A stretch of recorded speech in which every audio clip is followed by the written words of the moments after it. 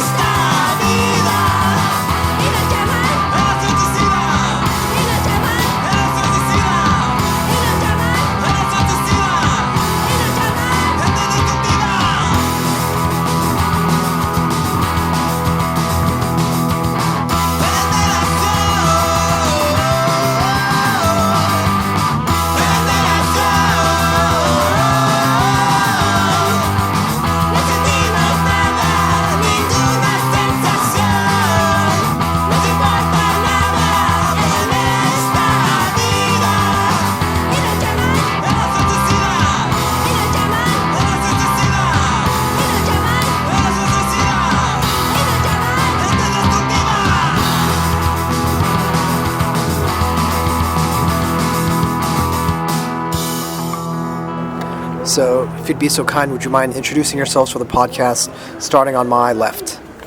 Mario, and I play guitar. Elias, bass. Antonio, and I play guitar.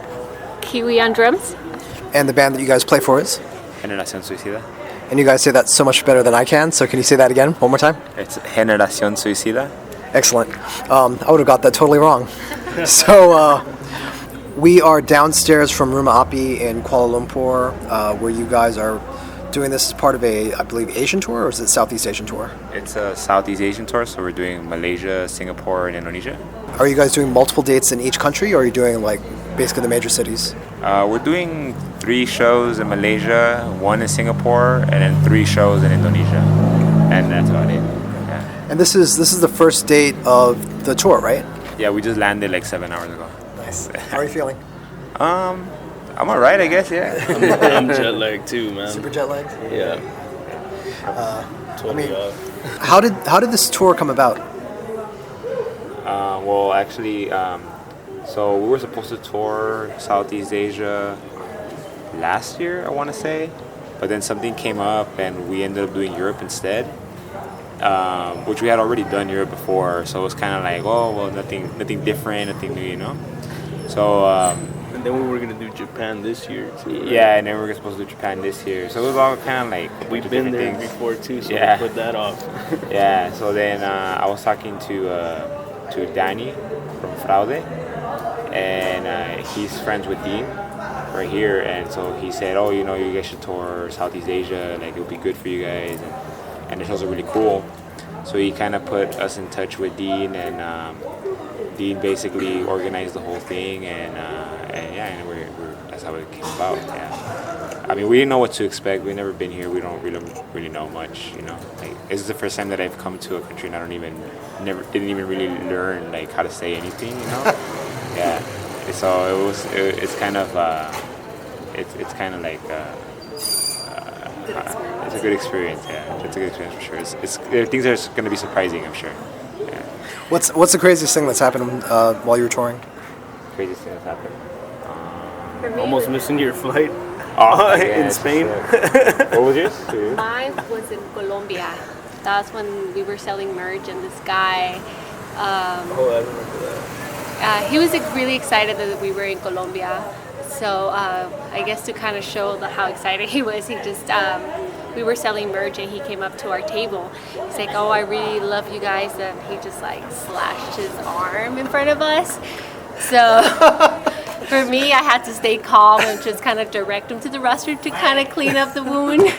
But that was like the craziest thing. They slit their wrists for us. Yeah, that was kind of. And And it was the right, like it was this way. It wasn't like this. It was like I was like, "Oh, are you okay?" And that same show, there was a riot outside the venue because they were trying to get in to the show, and it was like I think 450 people.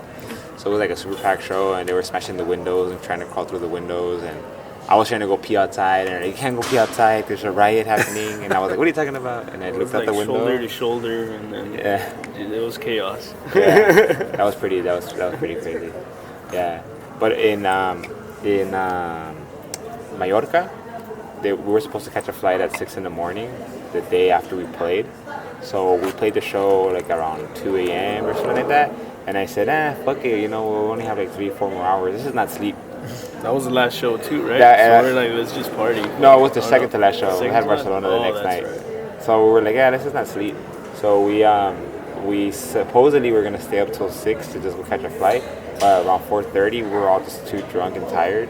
So we were like, well, I'm just gonna go close my eyes for 20 minutes. And then I wake up and Elias is outside where we're staying. I stayed out partying. Yeah, he's the only one that stayed out. So he's outside like trying to call us. And I came back and I was like calling these guys to bashing through the door. Yeah. Trying not to wake up the neighbors, but and then your alarm went off, right? Yeah. Or something. Nah, I think Mario woke I heard up. him knocking.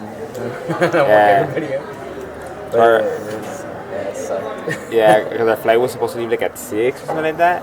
And this one runs in, he's like, it's like 5:50, we have to go. And I was like, oh shit, everybody get up. And Kiwi's so drunk, and I'm so drunk. And it was like, It was in the middle of nowhere. Like We're- there's like a traffic circle and like there was like no cars on the road. yeah, we're like, fuck, we need a taxi. Like, what do we do? Yeah, we're like wave down taxis, and they'd be like, They were nah. full. They were full, yeah. And we're like, oh shit. So, yeah, we like barely made that flight. Like they were holding the flight for us, and yeah. I Well, remember- one of the taxi cabs only took 2 of us. Remember? He was Yeah. like, I can't take you all. And then so we were. It was a gamble. We were like, all right, 2 of you go, and then we'll try to flag another one. And then we got lucky too. So we met up at the airport and we barely made it. Yeah, like they were already on the plane when we got there. And at one point, I remember we were running to the airport, and I turned back, and Kiwi's gone. And I'm because he was drunk, and I was like, "Where's Kiwi at?" We would have got stuck there. Yeah, that would have really, really sucked. That's probably like the most stressful situation I've ever been. Yeah, Not craziest, but most stressful. yeah. Right there, I was like, I don't want to do this anymore. I want to retire. Yeah, I'm done with this. Yeah, but that was probably it. I could say we're pretty chill in Southeast Asia. I can almost guarantee there will not be a riot. Might have a lot of drunken conversations, and I guarantee a whole bunch of selfies with you guys after the show. But that's probably as intense as it's going to get. As far as the gear and the merch situation, are you guys bringing a lot of stuff with you? Not so much because we weren't really sure how much to bring. And so when I talked to somebody in Indonesia, they told me, oh, bring like 20 shirts. And I was like, 20 shirts? Okay, that's like nothing, you know? And then I talked to Dean, and he told me, just bring whatever you got. So we just brought whatever we had left over from the last show, so maybe like 30 shirts. And then like he made tapes here. Also, we just didn't want to really deal with customs, like in case we get stopped. Because we've been stopped before, like in Panama, we got our stuff confiscated. So I'm like, half. Yeah, At least half He held of me it. for like 2 hours just for some flexi discs. And he wanted me to pay taxes like $500. They're not even worth anything. Like worth like 10 cents. Yeah. but I just keep them. Yeah, I don't want to keep just them. keep them. He's like, no, you gotta pay for them. He was straight like bribing you. Or Yeah, like, he it was was like- under the table. He's like, Like, you should just pay. Just pay yeah, the money. he I was just like, wanted I have no cash. money. there were some sketchy like. You're like, psych, I'm broke. Yeah. I'm poor man for being Jokes in on jail. you. Jokes on you. Yeah, you picked the wrong guy this time. Yeah. That does happen sometimes here. It happens a lot more often in Indonesia. But I think as long as, honestly, our customers are more interested in like people smuggling booze or drugs and things like that. So like if they see a bunch of shirts like come through in a suitcase, they're not really going to care that much. Yeah. But we split them up this time, so we each had like 10 or 5 or something like that. Yeah. So it was not that crazy. Yeah. Yeah, that form we had to fill on the flight. I was like, I read like a fine print. It said like death to like drug traffickers or something. I was like, damn, it's serious over here. So I was like, that's pretty intense. I think we're not trafficking. Yeah. They're shirts, I We swear. just got our instruments, man. It's like Cheech and Chong. I don't know if you guys watch. Have you ever seen it? And it's like the whole van is weed. Yeah. He's like the van is the weed. The chassis. Yeah. Dude, I'm almost 40. Of course I know Cheech and Chong.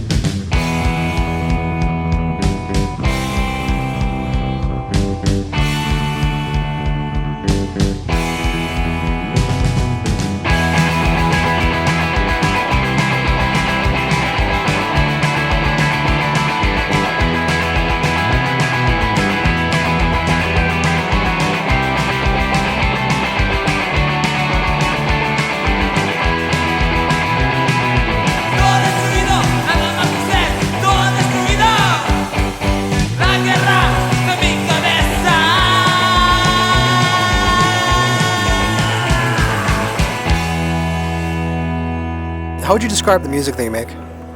Just like, I think that we're like the B-side of every good record. That's us, like the B-side of every good record. It's like, yeah, this song is good. Oh, but this song is not that good. But for this band, it's alright. So it's just like raw punk. Like, you know, we try to be melodic. We try to be clean. I don't know. Yeah, we try to experimenting lately, but yeah, that's for sure. Yeah, one thing is we don't want to be like held back by expectations of what we're supposed to sound like. So we like just use whatever pedals we have, effects we have. Oh, I feel like playing slow this time. Oh, I feel like playing fast this time. Oh, I want to make a hardcore song. Like, go with the flow, see what comes about, and if it works, and we keep it. If it doesn't, scrap it, try something else. Yeah, we're like a Discharge Brave New World era, but better. Better hair, that's for sure. Yeah. You know, like back then, I think that they did Brave New World because they were like, well, everyone's doing this, so let's just do that. But they didn't know. But they didn't know that people didn't expect them to sound that way. Those riffs are good. There's some good riffs on there. But the singing, I think it's the singing. Yeah. This whole podcast could just be on Brave New World. I would not argue against that. Yeah, they could just make that whole special edition, Brave New World edition. Yeah. I've heard you guys described as killed by death style. Do you want to explain maybe what that means? Well, I think the description comes from the compilations, which are the KBD compilations, which I mean I kind of thought that everybody would have listened to, but maybe not. I guess for the most part, like those compilations are a bunch of obscure. They could be from the U.S. or there's even some from like Europe. And I describe those records actually the same way, where I'm like, these are all like the B-sides of all the good bands, you know. And but I never made it. Yeah, exactly. Yeah, they're the hits and never made it. They're all the one-hit wonders. Yeah, they are. Yeah, they're like one-hit wonder compilations. Because then you go look for those bands and those songs. I'm like, damn, none of this is as good as what's on the comp. But basically, every song on those comps is kind of something similar to what we're doing, which is, you know, it's got these hooks, they're melodic, they're still really punk, their aesthetic is really punk. I really like the way they look too. So I think that when we made the band and we started kind of thinking in that kind of way, that's kind of what we wanted to do. Like when we present the records, the way we sound, even the way it's recorded. A lot of that stuff is recorded like on 8-track. You know, like really raw. But I think that kind of makes it sound even better, like gives it more of this feeling, which I think is like really what music's all about in the end. It doesn't really matter what it sounds like, it's more like the feeling, you know, you can feel it. And I think that's the most important part. You know, like you'll hear a Smashing Pumpkins song and you'll be like, I don't even know what the song's about, but why am I crying? Yeah, so that's kind of like that. Yeah, it's all about just the feeling. If I'm not wrong, all of your songs are sung in Spanish? Yeah, all the songs are sung in Spanish, yeah. I think that probably would be more accessible if we sang in English, but I mean, it's too late for that, so. Well, why, I guess? Oh, why? I guess there's like various reasons. For one thing, where we come from, a lot of people speak Spanish, but not just regular Spanish. They speak something that's called Spanglish, which is basically like a mixture of English and Spanish. And so the culture is very like that. Like if you were to go to our neighborhood, the majority of the billboards are in Spanish. People are everywhere speaking Spanish. You know, if you go to stores, people speak Spanish. Parents speak Spanish. Yeah. So I think that in a way we wanted to make sure that we don't lose the roots of where we come from. And so we like, and we're not the only band that does it, but there's a bunch of bands. Like the majority of the bands that come from LA sang in Spanish too. I don't know about these days so much. But there's still a lot of bands that sing in Spanish nowadays in LA. So for us, it was just mainly like a way of keeping touch with our roots, keeping touch with our culture. I mean, it was our first language. Yeah, it was our first language. That's what we learned English first. ESL. Yeah. English was our second language. Yeah, that's what they call it over there, ESL. When you go to school, they put you in ESL because you're not a native English speaker, and it stands for English Second Language. But really, they just treat you like you don't know anything, and they talk to you like, this is... You feel belittled. Yeah. You're belittled, basically, yeah. So it's not very good. I don't even think it exists anymore. Yeah. I think now it's just English, not even Spanish. Yeah, it's no longer bilingual, I think. I think Spanish, too, can change the whole dynamic of the sound of the band. Because, like, I think like a lot of people overlook that. Just the sound of a language could change. Like, the voice is a different instrument. It just could change the whole band, no matter what. If it's like overdriven, dry, whatever it is, the vocals could change the whole dynamic, like totally. And I feel like if you change, like even if you sang in English, it could change the whole thing. That's true. So it's kind of like we're stuck with what we're doing. So we don't really. I mean, we're up for change, but not like something drastic like that. Like that's actually very true because if I sang in English, I think that the sound and the tones that I could hit would probably be way different. I mean, Kiwi just mentioned it. In Spanish, we have that really hard R. Which for me, I was like, it's easy to do, but apparently people are like, I just can't do that. You know what I mean? So that's like one of the differences. Is like a lot of the words, like the way you pronounce them or the way you say them, can actually change the whole structure of the song. I don't think people really look at it that way because, like Elia said, they don't really look at the voice like it's an instrument. You're just basically shouting. Yeah. We did an interview with Kerrang, and a lot of the people have been saying like, nah, like I can't understand it, so I can't get into it. But I think they're missing the point, you know. That it's just like another instrument. I mean, you listen to classical music and you don't say anything about that, and it has no lyrics. Those are people that are stuck into like one dimension, though. They're like stuck in the same generic thing. Like they don't. A lot of those people are just in a box. Yeah, they can't think outside of the box and discover new things. You know. Yeah. So. I listen to music in all languages, and sometimes I'm like, I don't know what they're saying. I mean, I could look into what they're saying, and I mean, as long as it's not like some kind of like white supremacist type thing or anything like that, it's all good, you know, because you don't want to be like ripping that, like, damn, look at this band from Norway, and it's like, oh damn. Yeah, they're singing in Norwegian, and it's like white power stuff, like, damn, I fucked up. How could I return this shirt? By singing in Spanish, you're also representing where you're from, right? Yeah, exactly, yeah. Because if I left LA and went to go play, say, let's say Oregon, you know, there is Latinos there because in reality there's like Latinos everywhere. You know, I mean, I met so many Colombians. I'm like in Japan. I'm like, hey, Colombians come out of nowhere. You know, like they're everywhere. Europe or wherever. I mean, we met some in Denmark. Remember, Mario? Like, oh, shit. Canada. They're everywhere. I mean. Oh yeah, Canada. Yeah. So it's like really they're everywhere, but at least in the punk scene. At least in the punk scene, yeah. But it's like if I go to like, let's say like Oregon, and it's like I'm taking a little piece of where I'm from with me, you know, and people get to kind of experience that a bit, you know. So because I don't think there's a huge Latino scene, let's say there, but I could be wrong. I don't know. I'm not from Oregon, so I don't know. We had a girl come up to us, remember, and like saying that she hasn't even been like speaking Spanish. Oh yeah, in Japan. She was like pretty excited. She's like, damn, I could sing along in Spanish. I haven't been practicing my Spanish, and she was pretty excited. She's gonna know you're gonna. That's the only way. Shout out to that girl. Yeah, shout out. When we met Renato in Canada, and he heard us speaking Spanish, he's like, oh fuck, like in Spanish, he was like, oh fuck, you guys are talking Spanish. He got all excited. It's very cool. I mean, it was cool meeting, I guess. Yeah. It goes both ways, you know. It's give and take. We get excited too, you know. Like, and if you hear this, we love you, Renato. I haven't seen you in years already at this point. But he saved us the first time in Canada for sure. Oh, you weren't there yet, huh? I wasn't. Yeah, he saved us. I wasn't in the band. That's how it works. So you see, like sometimes like people look for that connection. I feel in especially in areas like, for example, that one in Vancouver. He was like the only Latino there, you know, and for us to show up, I mean, I don't even think he had heard us before, and then we show up, we're talking Spanish to each other, and he's coming up to us like, are you guys that band? And see that? Yeah, and he's all like, oh, I'm Salvadorian, I haven't spoken to anybody in Spanish in so long, blah, blah, blah, you know, and it's like this cool connection that all of a sudden it could be like we're like friends, that we've been friends forever, and it's like meeting an old friend, basically. Because the Latino culture is kind of like that too, you know? Especially when you're isolated, alone, without your family, you're an immigrant, you know, to another country, and everyone's like kind of different. Relatable. Yeah, you're relatable. All of a sudden you have someone you can relate to. That's a big deal.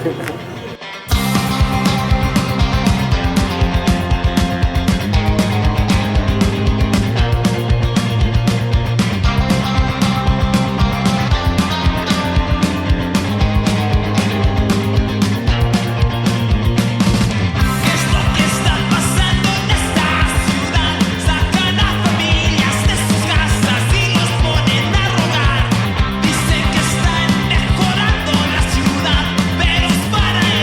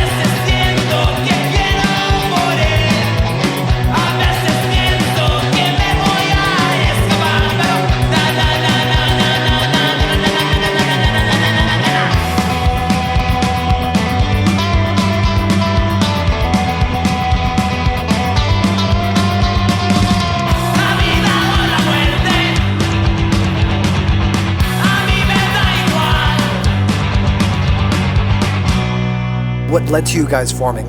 Well, we started in 2009, right? We started practicing with me, Kiwi, and some other guy. Rest in peace. But He started with us too. yeah, and then we just started jamming. Well, she was in school, and so she would come down from Berkeley, which is about 6 hours away from LA, on her like holidays or vacations or whatever. And we would just jam. I'd be like, oh, just get on the drums and let's just jam out. All right, fuck it, you know. And back in those days, we used to jam in my parents' house, right? Yeah, and it was like, we would just jam and just drink. And it was one of those things where it's like, we don't really have any real ambition or anything.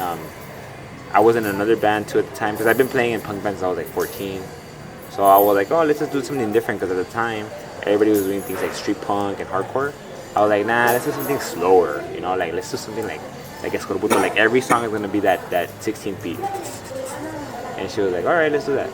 So we started jamming out, and we didn't really have any kind of idea. Like I always tell people, like, Have fun. yeah, just have fun, yeah. Like I always tell people, like when we released the first tape, I was like, I didn't really expect anyone to listen to it, you know. I was like, whatever, just put it out. Maybe we'll play some shows. We'll see what happens then.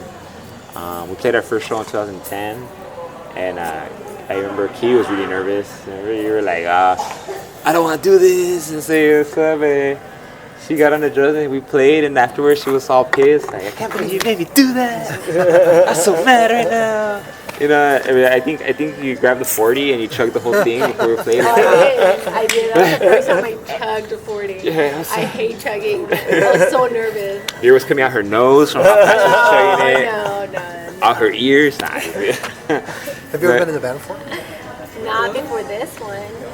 No, and then we had another band, side project, where I played bass. Oh, that's right. So, but this was my first band. I think it's my only serious band. Yeah, with that other band, I think we played like 3 shows. 3 shows, yeah. So, and then just like little by little, like people, I don't know, it was weird because like our style is so slow. It was way slow back then. It was not like how we play now. I Like, think people didn't know what to do. That style was definitely not like well known either. Yeah. Especially in LA, like a lot of people were like, Yeah, I was stoked when we used to have a band. Me and Elias used to have a band, and I used to sing in it.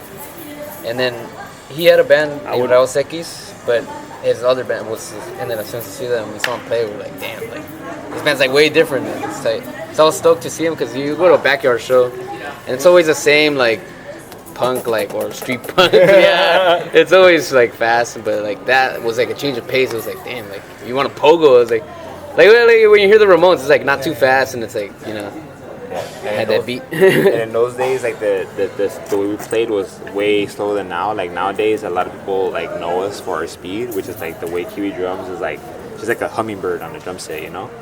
But back then, it was definitely it was way slower. It was like But it sounded tight. I feel like, well, I've always said that both of you guys are like pretty much the foundation of the band, since you guys were like the ones obviously that, well, somebody has to start it, you know. Yeah. But from then on, like even though as Kiwi was learning her instrument, it's like over time she like developed her own style, and she like got comfortable and got faster. Like you could hear it with like over time throughout the recordings, like how she's progressed.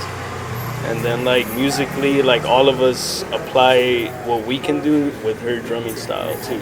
So we know how to kind of complement with what all of us do. Like we all have an input in the band. Yeah. And I met these guys through Mario, because Mario joined the band after, right? Like when was this? Mario joined the band like in 2013. Yeah, something like that. And then these guys told me to jam with them on the bass. I used to play guitars. They told me to jam on the bass with them for another band. We did another punk band, and we were doing that for a while. And then they had a tour come in. The guy couldn't make it for some reason, and I kind of like hopped on the tour and I learned the songs, and then our chemistry would work pretty well, so we just got stuck together. So it's been the same lineup ever since. Yeah, pretty much. Yeah, I got stuck in the band. He was like, oh, learn these songs just for a show, and like It's like temporary. We're gonna get some girl to play guitar, and I was like, oh, whatever, I don't care. 'Cause I had just bought a guitar, like a new one. So. I mean, it worked out. We all have good chemistry, I think. So. I don't think we even really talked to Mario when he joined the band that much. He just showed up because of Hector. No, yeah, because we were doing Ecolalia. Yeah. And then, but you were like, oh yeah, some girl's supposed to come and jam with us, but can you learn these songs for now? Oh, that's right. And I learned Aburrimiento first, and then a couple of songs like just like that, real quick. But. Yeah. The way we are now, I think this is the best version of ourselves we can be. I mean, I often say like the way we get along is better than I think 99% of the bands out there. We don't fight, we don't argue. You know what I mean? I mean, yeah. I guess we argue. We argue, sure. It's like over a little like it's like how brothers or Yeah. sisters fight, like, you know. We're not like the police, you know. Like I see that behind the music where they're like just always getting down. Nah, we're not like that. We're like we will argue, but like it's like really minor. I mean, we'll get over it. Yeah, and then like the next like whatever, let's go do this. We just have fun with it, you know. And like I always tell them, just like whatever, just have fun, you know. I think that's the key is as long as we're not having taking fun. it too serious. Yeah. I mean. Yeah, we hang out outside of like just playing the music too. I think that's important for bands to do because they just see each other at practice. It's kind of, you don't really become friends, I guess you could say. And I text them every day. Yeah, we're on constant group text every single day. Very ridiculous stuff. Yeah. So it's kind of like that, you know. And yeah, I think that's like the main thing. As long as we're like always getting along, then it's all good, you know. I want to talk about South Central a little bit because when I think of South Central, I don't think punk. I think, you know, NWA, Ice Cube, Death Row, stuff like that. Tell me about the punk scene there. The punk scene there in South Central is it's very, how do I put it? Well, it's how I grew up in, and it was very. It was house shows. Yeah, there's a lot of house shows, or it was a lot of house shows. I don't really know so much nowadays because I don't really go to house shows these days anymore. Whether that's good or bad, I don't know. I heard it's still going on. They have like metal shows and like, stuff like that. I think they never stop. But me, I didn't grow up in South Central. Like, I grew up in like Koreatown, like Mid City. Him also, but going over there, like the shows were always like shitload of kids in the backyard, and like the ghetto bird would show up. Crazy. It's like you might have to explain. You might have to explain what a ghetto bird is for people in Malaysia. Helicopter. A police copter, basically. Pretty much like the way. Okay, so this is the way it works. So you go to the show. This is me as a kid, right? I'm like 15, so right. So I hit up my friends. I'm like, hey yo, like you're gonna go to the show tonight? They're like, yeah, all right, cool. I'll meet you there. You go to the show. People are kind of separated. There's a lot of gangsters and shit like that. And you gotta find your gang. You know what I mean? As soon as you get to the show, you want to find your gang, like the people you're hanging out with, because you don't want to be alone. It's kind of mob mentality. Yeah, because like there could be like rival gangs and shit, and then so if there's like rival gangs, and things can go kind of bad, you know. If you're by yourself, yeah, you may dangerous. you may be like, you know, you may be like picked on. So as soon as I get to the show, like okay, I look out where's my friends at, and then I find them and I go to them, and we're already like a big group. As soon as you're with your big group, then it's all good, you know. And you're talking at the show itself, not like on the way to the show. Yeah, just at the show itself. I mean, and at that age too, it's like, kind of like every kid just wants to go out somewhere. It's kind of an excuse to just party and get drunk, and just, I don't know, go all out. you'll sometimes well, for the most part, you'll have like gangsters selling Nas, which I don't know if you guys know what it is, but it's like a helium tank that has like it's like helium. It gets you fucked. I don't know if it's helium, but it fucks you up. Nitrogen oxide, right? Yeah, nitrogen oxide. Yeah. So you like you get like 3 balloons, $5, and then you get the balloon and you like inhale it, and you're like, you make your voice sound. It's some kid's house that convinced their mom to like, hey, we gotta throw this show, we'll make some money or whatever. It's a and they never paid the bands. They'll keep all the money. Yeah. And like, I don't know. And it's just the kids don't care. The kids just want to play. Like, you know, like, oh yeah, that's another thing. And if you show up as a band, so if you show up as a band, there will be like 8-9 bands playing, and they'll be like first come first serve. So everyone's fighting to play because they want to play before the cops come. So you're like setting up, and then somebody will come up behind you and be like, hey man, can I borrow your drums? Yeah man, go ahead, and they'll cut you. You know, they'll cut in front of you, and then the fight will break out. Like, hey man, I was setting up. Oh, not too late for unplugging it already. You know, and that was also a constant thing. And this was like what, late 90s, early 2000s. Fuck no, it was like 2008. Shit, that shit's been going on forever then. It was like 2008, 2007 maybe. Like when and I used to go to shows and we used to play. And it used to be like that. And then like maybe like 3-4 bands out of the 9 will play, and then out of nowhere, oh fuck, it's raided. Cops are outside. They'll either come rushing in, like they'll like at one show I remember they like tore down the gate to get into the house. And then like the helicopters will come, and I don't know why people do this, but when the cops come, everyone starts singing "Happy Birthday." First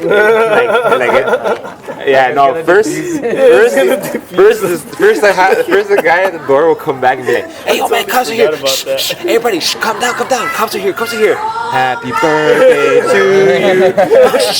And everybody will start to do it. Yeah, and the cops don't leave. It's like, dude, like it's like nobody's falling for that, you know? Like, but they always do it.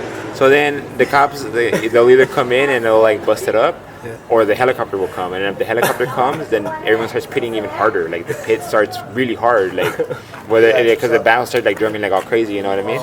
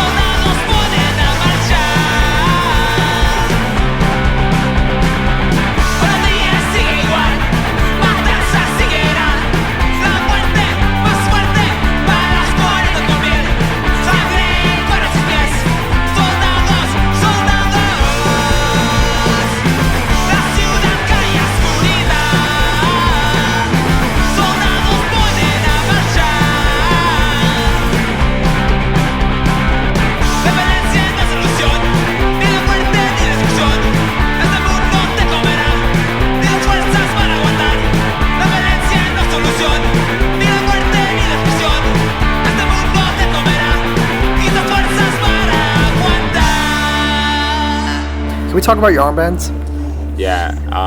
So our armbands. Yeah. So it actually says GS. Yeah. Which is the initials of your band, but it looks like something else. Yeah. That's well. Plus they're armbands. Yeah. So whenever you have somebody wearing armbands, it sends a message. Yeah. Well, the thing about it is, like, you know, going back to the whole KBD thing, like, in those days, all the bands, all the cool bands that we liked had, like, armbands. Like, if you look at the Germs, or if you look at... Actually brought a Germs armband.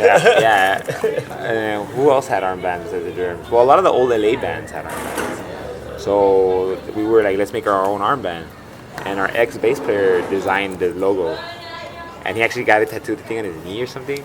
Yeah. Oh, his elbow? We actually had a complaint in Europe. Yeah. Well, it wasn't really a complaint. But the guy was like, I don't know about the S. Yeah. They can be very, very touchy about that, especially in Germany for obvious reasons. Yeah, so, I mean, I don't know. I mean, I guess you could say it's like, I don't want to say we're not being intentionally provocative, you know what I mean? It's just the logo just happens to be that, you know? And I mean, to be totally fair, like there's a lot of other bands that have similar looking logos. Like if you look at Career Suicide, their logo is almost exactly like ours. It's a Slayer S. Yeah, I was gonna say that. It's also Which is another LA band. Yeah. It's also a Kiss S. Yeah, there you go. Nah, Slayer S. But Slayer, you can still be Nazi though with Slayer though. True that. Yeah. And Kiss, you could just be Dad Rock. God damn it, Kerry King. We're the ones in between. Yeah. So that's pretty much it. Like, I mean, I think it just kind of. It also gives this look, because it works both ways. There's been people who come up to me, in particular people who are older, like in their 40s or 50s, and they're like, oh, you guys have the sound, and you have armbands, you have the whole aesthetic. Like, it makes me feel like I'm back in LA in 1980. Oh, this is so awesome, you know, blah, blah, blah. And it's like, oh, cool, thanks, you know. And to be fair, like, we don't even really wear the armbands most of the time, you know. Yeah, it's been a long time. Yeah, it's just I just happen to have found it, like, the day Same before here. I left. I was like, oh, look, my armband, I'll just take it with me, you know what I mean? Too, honestly. Hey, but what a coincidence, right? Yeah. Actually, and I found one for Kitty also. I was like, oh, look, I found another I one. think I forgot. Yeah. It's you know, I mean, we wore it to like almost every show for a while, and then after a while, like everything else that you wear, you kind of just forget about it. You know, I forgot my pants today. Oh shit. You know, like yeah. So. Your last album was. I'm gonna say this wrong. You better say what it is. Es Reflejos? Yes, that is what I was trying to say. And that came out October last year? It came out, I want to say June maybe last year. Well, see, because the thing is, we were going to go tour Europe. So we said we need to take a record to Europe to tour with it. So we made that album, but we didn't have enough to make a full length. So we kind of made like a mini EP. Or mini LP, I guess you could say. So it only has 6 songs. And we recorded that in the garage. Yeah, we recorded it in the garage. Ourselves. Yeah. We're like, fuck it, we can do this. This is why we got this task on. So. Do you guys self-record all your stuff? Nah, we don't. Okay. Yeah. So what we did. In this case, we did. In this case, we did though. So then what happened was we said we wanted to add more songs. So we went off to when we came back from Europe. We said let's just add more songs to that one because we felt like it wasn't fully fleshed out. And we went and we recorded at our friend's studio in Portland. And in 2 days, we did 11 songs, and that's a new record. And that one hasn't been released yet. It's available digitally already on a Bandcamp, but it's not available on vinyl yet because pressing plants suck in the USA, and oftentimes they'll take like a long time. Like sometimes their records take like a year or more to come out. So that's what happened in this case. Yeah, I mean it's the pressing plants have like a queue going back like almost years. Well, sometimes what will happen is they'll be like, okay, yeah, we'll put your record out in like 2 months, and then like another big band will come, like let's say like the Beatles. That one fucked everybody up because it's the Beatles, and they were like repressing their entire discography, so they pushed everybody's record back. So we were on tour and we would talk to punks. And the punks would be like, dude, did you get your records? Nah, the fucking Beatles, right? Yeah, man, the Beatles, they fucked us up. Yeah, man, they like pushed everything back to just put that back. Yeah. Yeah, so it's like, god damn it. Yeah, so nobody had their record that year because of the Beatles. It's kind of an odd problem to have in 2016 or whatever year that was. Yeah.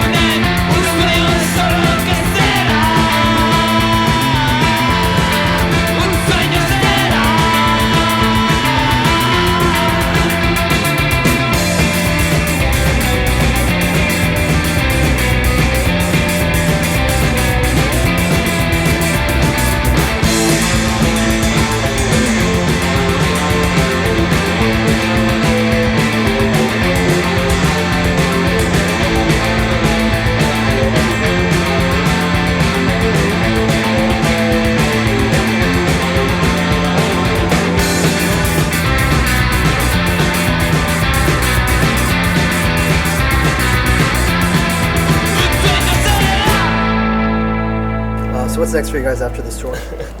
Well, we want to go back home, write another record, and then next year we want to do Japan, South Korea, and Australia, for sure. And then, I mean, basically we're just trying to step on as much of Earth as possible. If you could tour underneath the ocean, we'd probably do that too. You know? A long time ago, this guy told me, like, oh, bands tour Europe first, then you got to give it like 3 years before you can even think of touring Australia because your music reaches their last for some reason. That's what he told me. I don't know. It's been like 8 years already though, it's been a while. I think that was true like maybe like 10, 15 years ago because like back then it was more dependent on radio and MTV and stuff like that. Yeah. But now that everything's digital, like dude, like for real, like I would see dances at shows here that were like dances in New York and like it was YouTube. It was like kids would just like see stuff on YouTube and just like copy what they're seeing. And the same thing with music. Like it used to be like, you know, the Dead Kennedys released their first album in what, 79, 80? Yeah. And then it was like another like 2-3 years before you started seeing punk bands pop up in this region. Yeah. And now it's instantaneous. Yeah. So like if you guys get an opportunity to go to like Australia, wherever, just do it. Yeah. The kids will figure it out. Yeah. And they offered us to go to Australia on this tour. They're like, hey, I want to offer you to fly over here and, you know, I'll book your whole tour and you can rent my car and you can drive yourself through the Outback. And I was like, that sounds fucking awesome. I'll drive myself through the Outback, you know? But unfortunately, we just didn't have time to do it. So we just said, nah, it's all right. Like, hopefully next year, we could do Japan, South Korea, and Australia all in one circle, you know? You know, I think like the older we get, the more it's like, fuck, I'm tired. You know what I mean? Because like you can only pass through so many borders. I don't know how Motorhead did it, but you know, because I don't think they did it drunk. Yeah, right. I mean, wasn't his thing do speed every day or something like that? You know? Yeah. But I mean, it can get kind of tiring. I know for sure. Like when we did South America, that was hard. It was a lot of flying. We flew like 7 or 8 times, and we took a bus. And we took a lot of taxis, and the whole time I had like 100 shirts, and nobody was buying the shirts, and I was just dragging them. By the end of the tour, my luggage didn't have wheels because I was just dragging it through all this rocks and dirts, and I didn't sell any shirts, and I was all like, damn it, like I just don't want to be carrying this merch anymore. Yeah, so it could get hard. Like I think people, they look at it like you're just gonna go party for a month or whatever. And that's not really the case. You know? Yeah, it's a lot of work. Yeah, you show up, you wake up at 6 a.m. You drive 6 hours. You go eat, you sound check, you play, you watch all the other bands. Then you stay after the show because people want to hang out. You hang out, you drink till like 2, 3 in the morning, and you wake up again at 6 and you do it all over again every day. Which could be cool for like a few days, but then afterwards you're just like, fuck, I'm tired. Pet peeve of mine is just like, what are we using tonight? that's like all right. I mean, like I said before, like you gotta work with what you get, but it's always like it's always in the top of my head. Like worrying about sounding because good. I mean, because of our distinctive sound, you know. Like if we were like just like fucking hardcore overdriven, like you could just throw in a pedal and like get away with it, you know, like. Be loud and whatever, but when it's clean, it's a little harder to dial in. I mean, I think. For me, I mean, I grew up that way where it's like we would show up to shows and just be like, can we just borrow stuff? So for me, like, I never really paid much attention. I mean, for me in my heart, like, I still feel like we're like a raw punk band. You know, sometimes I'm like, dude, this is punk. It doesn't matter what it sounds like. You know what I mean? True. But I know, like, as time has gone on, like, especially the guys and Kiwi, like, they kind of look at it like we have to sound good, like, every single night, you know, and. I mean, I guess they're right because you can't just sound like shit. But either way, we beat ourselves up after the show. Like, I'm pretty sure we're gonna beat ourselves up after. Even if it's a good show. Yeah, that happens all the time, man. After every show, we're like, man, we sounded terrible. You know, until eventually we see a video like 2 weeks later, like, hey, no, look, guys, it sounded actually okay. But like way later, by then we already like got over it. We were crying all night that night. Like, fuck, I can't believe I let down so many people. I let down myself. I let down my parents. You know what I mean? Fuck, why do I still play? Why do I still do this to myself? Yeah, so that's just how we are, I guess. I guess you could say like we're not perfectionists, but we're like kind of close to that, where we want to just always have that same sound. You want to push yourself too. Yeah, I always want to play good, basically. Because before, remember when we first started, Kiwi, we would get fucking wasted and just be like, fuck it, I don't give a shit, it's punk anyways. And we would show up and we would play like fucking drunk and be Remember when Kiwi fell off the throne and I was playing the wrong song too? Yeah. Super fucked up. Yeah, Kiwi got on the drums and he just fell over. and there was people there to see us and we were just like playing. I think it was the first show we were headlining too. Yeah, we were headlining it too. And Was that the Tony was show? mad. nah, Black Castle, yeah. Black Castle, yeah. I was fucking drunk too and I was just like, what? We were all Like, playing a different song. we play like, I think that was the point where I was like, no, Oh yeah, you were there and then you drove my car into the yeah. I think we played like 4 or 5 songs before our bass player was like, nah, stop. I'm embarrassed. Because he was the only sober one. Yeah. He didn't really drink, right? He didn't really drink. He was sober. Yeah. He was all like, nah, stop. I'm embarrassed already. And we had to stop playing. And then the next day I was like, fuck, we fucked up. But fuck it, let's get fucked up again. You know. It took us a little while to understand, you know, that we don't want to really be that way, I guess. Which is why right now we're like kind of sober. But I mean, you know. Yeah. Had a few, but not where it's gonna like, Yeah. affect us. I mean, to be Well, you heard the guy. Well, Yeah. just play drunk. To be fair, to be fair, we don't practice drunk. That's the problem. You know, we practice sober, and then you go to the show and you get fucked up, and you're like, oh shit, I'm in a different state of mind than I'm used to. Nah, I You know always what I mean? practice Me and buzz. this guy. Me and If I play sober, like I start thinking too much and I start messing up the songs because I'm like thinking about like, what did I eat today? Oh, I do that too, though. Yeah. Shit, like it just comes to your mind and like, oh shit, what's this next part? Yeah, I do that too. I Actually, start messing up. I'll be playing and I'll be like, fuck, I'm hungry. And I never get the lyrics or something. Yeah, I just think about random shit. I'm always into it, drunk or not. It's just if I'm too tired, I'll just be on autopilot. That's it. That's about it. Well, to be fair, Elias has played some shows completely blacked out. Like if you see, if you see like There's the Manic videos. Relapse. The Manic Relapse video, watch it again. Look at Elia's eyes. He's not there. I was- That's the one I that wasn't video there. that everybody talks about. Like this guy was gone. I was not there, and when I see it, I'm like, how did I play? Holy shit! And I was like a little overweight too. but that's the video that caught eyes. I think he bought like. But it was just my autopilot. Because at the time he went to the store before we went to go play, and he bought I think an 18-pack of like Of mini mini Budweisers. Budweisers. They're like little baby beers. So they're maybe like 6 ounces or something like that. I drank all. And he's like, most of them. they're minis. They're not gonna do shit to me. He drank all of them before we played, and he was just like seriously, like if you look at him, like he's just like with his mouth open. He's not there. Like he's I'm literally not not there. Like he's blacked out. Like afterwards, he went to go throw up after that set. Yeah. So that's kind of impressive. Like he just like. I'm on autopilot. I think you reach Zen though, you know, because Yeah. you know I've been reading a lot about that, and they say that it's all about being nothing and being nowhere, but being everywhere at the same time. That's Elias. He was being nowhere but being there at the same time. He had reached Zen at that moment. I reached a new level. You reached Trophy a- unlocked. Yeah, but yeah. There's like a little glowing aura around you when you're playing because you're so blacked out. Yeah. Oh man, there's proof. That he had reached nothingness. Yeah.